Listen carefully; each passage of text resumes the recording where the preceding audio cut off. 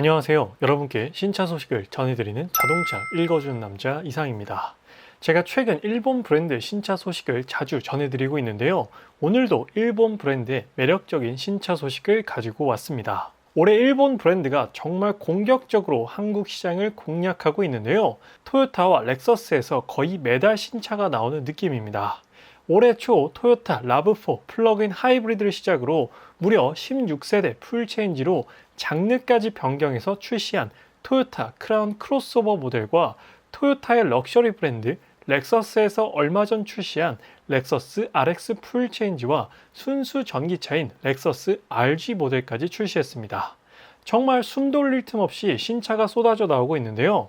현재 토요타의 7인승 대형 SUV인 하이랜더도 7월 출시를 앞두고 사전 계약을 받고 있는 상황이며, 제가 최근 영상으로 정보를 전달드렸던 토요타 알파드 풀체인지 역시나 올해 하반기 국내 출시를 앞두고 있습니다. 토요타와 렉서스에서 정말 어마어마한 차량들이 나왔고 나올 예정인데요. 아직 하나가 더 남았습니다. 토요타 국내 공식 홈페이지를 보면 GR86 옆에 커밍 순이라고 되어 있는 차량이 있는데요. 바로 오늘 소개해드릴 프리우스입니다. 토요타는 올해만 총 5대의 신차를 국내에 출시할 예정인데요. 그 안에는 오늘 소개해드릴 프리우스 풀체인지 모델도 포함되어 있죠. 그렇다면 국내 출시 예정인 토요타 프리우스 풀체인지 모델은 어떤 특징을 가지고 있을까요? 2022년 11월에 공개된 5세대 풀체인지 모델로 하이브리드 명가인 토요타답게 풀 하이브리드 방식과 플러그인 하이브리드 방식 두 가지 파워트레인으로 출시되었으며, 4세대 모델과 달리 HEV와 PHEV 모델의 디자인이 동일합니다. 4세대는 디자인이 달랐죠. 하이브리드는 또 두 가지 엔진 타입으로 나뉘는데요. 140마력의 1.8 모델과 196마력의 2.0 모델이 있고요. 2.0 가솔린 엔진을 사용하는 플러그인 하이브리드는 총 출력 223마력을 발휘합니다. 플랫폼의 경우 4세대 모델과 동일한 TNGA-C 플랫폼을 적용했는데 상당 부분 개선하여 주행 성능과 안전성을 높였다고 합니다. PHEV 모델은 13.6kWh 용량의 배터리를 탑재하여 1회 충전으로 WLTP 기준 무려 90km 주행이 가능한데, 국내 기준으로는 약 70km 가능할 것 같습니다. 70km라고 하더라도 어마어마한 거리죠. 물론 전기차에 비하면 소소한 거리지만 PHEV 중에서는 상당히 멀리 가는 수준입니다. 그리고 풀 하이브리드 방식의 경우 연비가 무려 24.2km 수준이라고 밝혔는데요. 이 정도면 정말 기름 냄새만 맡고 간다고 표현해도 과언이 아닐 정도의 효율입니다. 크기 면에서는 전세대 대비 전고는 50mm가 낮아졌고 전장은 30mm 증대, 전폭도 20mm가 늘어났고 휠베이스는 50mm가 넓어졌습니다. 높이는 줄었고요. 그 외에는 다 커진 것이죠. 국내 출시 일정으로는 PHEV 모델이 하반기에 먼저 출시가 되고요. HEV 모델이 내년 상반기에 출시된다고 하는데, HEV 모델보다 PHEV 모델을 더욱 주력으로 하려는 것 같습니다. 사실 토요타 프리우스는 제 기억 속에도 그렇고 아마 영상을 시청하시는 대부분의 분들께서도 그 못생기고 연비 좋은 차 사고 싶은데 너무 못생겨서 못 사겠어 라고 한 번쯤은 생각해 보셨지 않을까 싶습니다. 프리우스는 높은 연비 효율로 인해 공기역학계수 때문인지는 몰라도 1세대부터 2세대, 3세대 그리고 4세대까지 오면서 점점 더 못생겨지는 놀라운 디자인을 보여주었는데요. 하지만 이번 5세대 프리우스는 다릅니다. 이미 미국에서도 디자인 호평이 이루어지고 있고 역대 프리우스 중에서 제일 잘생겼고 다른 차와 비교하더라도 정말 멋진 디자인을 가졌는데요. 일단 먼저 크기부터 살펴보고 가겠습니다. 신형 프리우스를 현대 아반떼와 기아 K3, 쉐보레 트랙스 크로스오버와 비교해보면 전장은 트랙스보단 길고요. 아반떼와 K3보단 짧습니다. 전폭은 일본차답게 가장 좁은 전폭을 가졌고요. 높이는 아반떼와 똑같습니다. 하지만 휠베이스는 이 중 가장 넓은 공간을 제공하는데요. 전체적으로 봤을 때 아반떼 K3 정도 크기쯤 되겠구나 라고 생각하시면 될 것 같아요. 그렇다면 해외에서 호평받고 있는 신형 프리우스 풀체인지의 디자인을 한번 보겠습니다. 신형 프리우스가 주는 첫 인상은 도대체 무슨 일이 있었던 거지 싶을 정도로 멋있어졌습니다.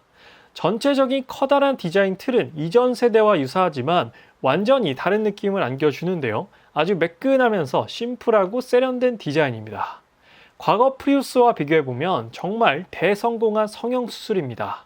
사실 프리우스의 효율이 워낙 좋아서 구입하고 싶었던 분들도 결국 마지막에는 내가 저렇게 못생긴 차를 사도 되나 싶은 마음이셨을 텐데요.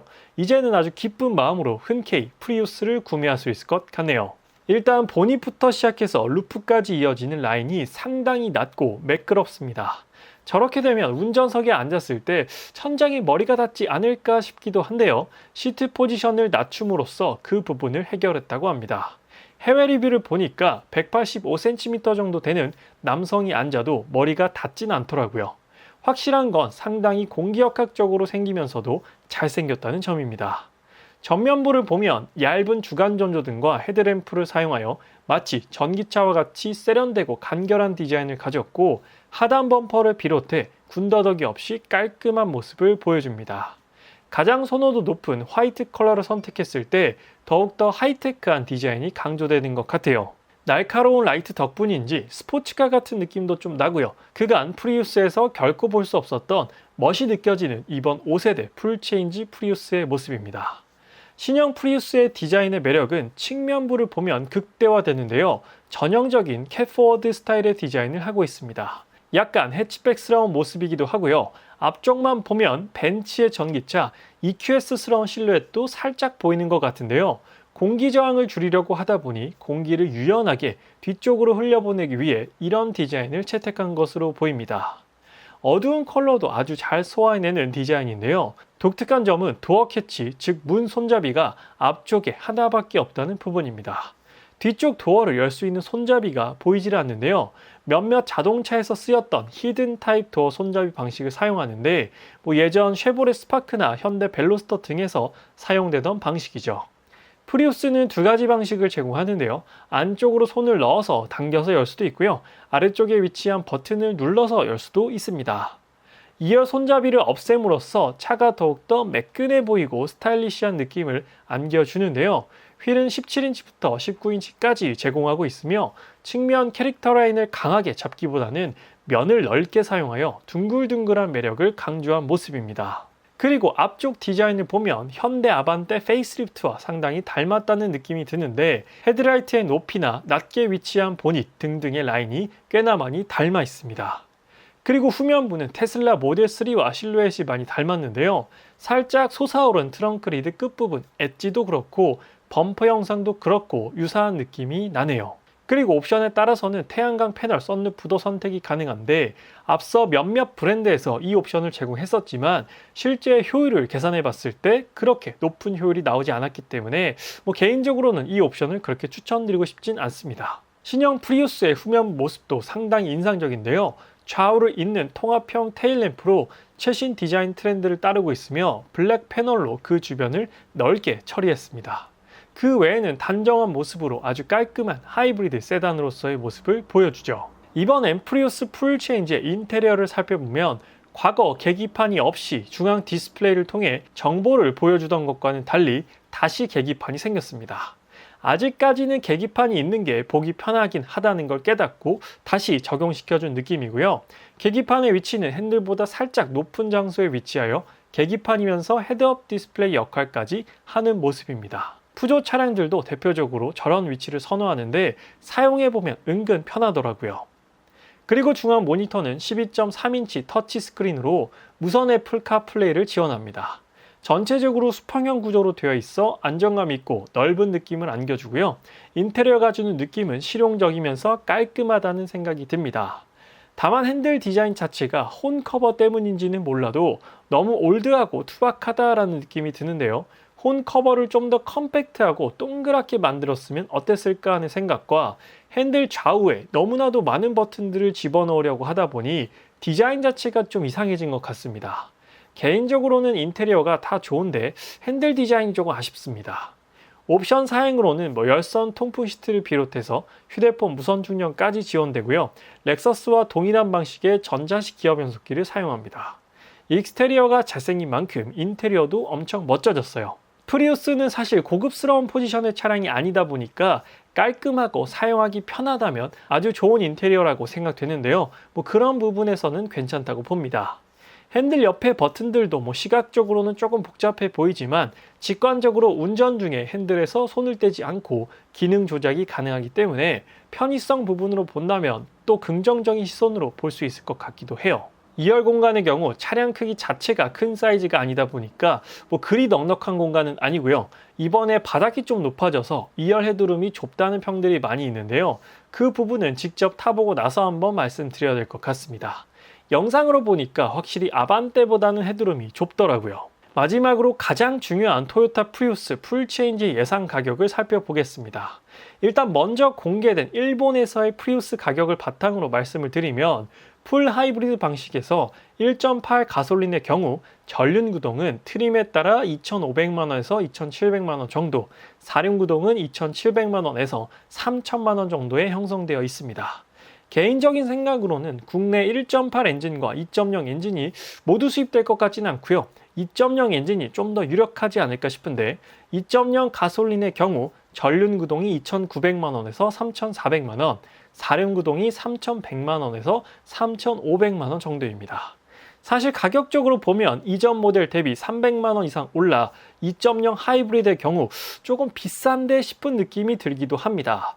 사실 저 가격이면 소나타와 투싼, 스포티지까지 구입할 수 있는 가격이라 이 돈이면 더 큰 차를 사지 라는 생각도 충분히 들 것 같습니다. 그리고 풀 하이브리드 방식보다 국내에 먼저 출시될 예정인 플러그인 하이브리드의 가격은 약 4,500만원 정도입니다.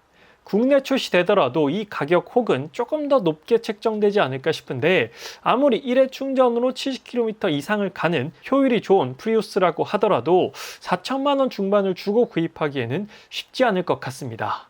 이 금액이면 K8 하이브리드와 그랜저 하이브리드도 구입 가능하기 때문에 프리우스가 이 가격이면 국내에서 성공하기란 쉽지 않을 것 같습니다. 2천만원 중후반 정도의 연비 24km가 나오는 차량이라면 메리트가 있어 보이는데 3천만원을 넘긴다면 국내에서는 워낙 선택권이 많아지니까 토요타 입장에서도 가격 책정에 고민이 많을 것 같습니다. 그래서 오늘은 올해 하반기 국내 출시를 앞두고 있는 토요타 프리우스 풀체인지에 대한 정보를 전달드렸는데요. 제가 앞서 렉서스 LBX 소식과 토요타 알파드 풀체인지에 대한 소식도 전달드렸으니까 궁금하신 분들께서는 꼭 한번 시청 부탁드리겠습니다. 하이브리드 파워트레인을 기반으로 다양한 모델을 출시하고 있는 일본 브랜드들이 국내 자동차 시장에서 또 한번 부응할 수 있을지 지켜보는 재미도 있을 것 같은데요. 추후에 또 다른 자동차 소식으로 찾아뵐 예정이니까요. 아직 자동차 읽어주는 남자 구독 안 하신 분들께서는 구독과 좋아요 한 번만 부탁드리도록 하겠습니다. 오늘 토요타 프리우스 풀체인지에 대한 소식은 여기서 마치도록 할게요. 지금까지 자동차 읽어주는 남자 이상이었습니다. 시청해주셔서 감사합니다.